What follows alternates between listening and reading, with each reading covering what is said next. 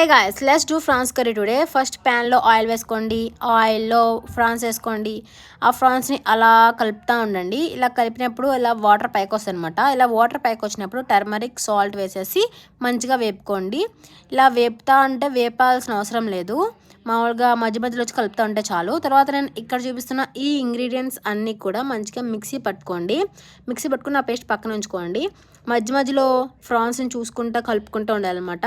So ఇలా నూనె పైకి తేలేటప్పుడు చూసుకుంటూ ఉండండి. తర్వాత ఈ పేస్ట్ రెడీ అయిపోయింది కదా, దీన్ని పక్కన పెట్టుకోండి. 2 ఆనియన్స్ 1 టమాటోస్ని కట్ చేసి పక్కన ఉంచుకోండి. ఇలా నేను చూపిస్తున్నాను కదా, ఇలా ఫ్రై అయ్యాక పక్కన ఒక బౌల్లోకి ట్రాన్స్ఫర్ చేసేసుకోండి. తర్వాత 4 కానీ 6 కానీ ఎగ్స్ని ఇలా మధ్య మధ్యలో కట్స్ పెట్టేసి ఇలా ఫ్రై చేసుకోండి, గోల్డెన్ బ్రౌన్ కలర్ వచ్చేదాకా. సో ఇలా ఫ్రై చేసుకున్న తర్వాత కొంచెం ఆయిల్ వేసేసి ఆ ప్యాన్లోనే ఆనియన్స్, చిల్లీస్, టమాటోస్ కూడా వేసేయండి. నేను టమాటోస్ వేయడం మర్చిపోయాను అనమాట అప్పుడు.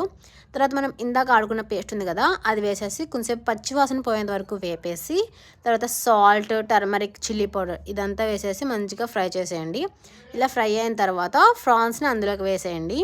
ఈ ఫ్రాన్స్ వేసి కొంచెంసేపు అలా వేగిన తర్వాత మనం కలుపుతూ ఉండండి. ఇలా కలుపుతూ ఉన్న తర్వాత సాల్ట్ వేసేయండి. రాక్ సాల్ట్ వేయండి, పర్లేదు కరిగిపోతుంది. తర్వాత నేను టమాటోస్ లాస్ట్లో వేసాను అనమాట, మర్చిపోయాను కాబట్టి.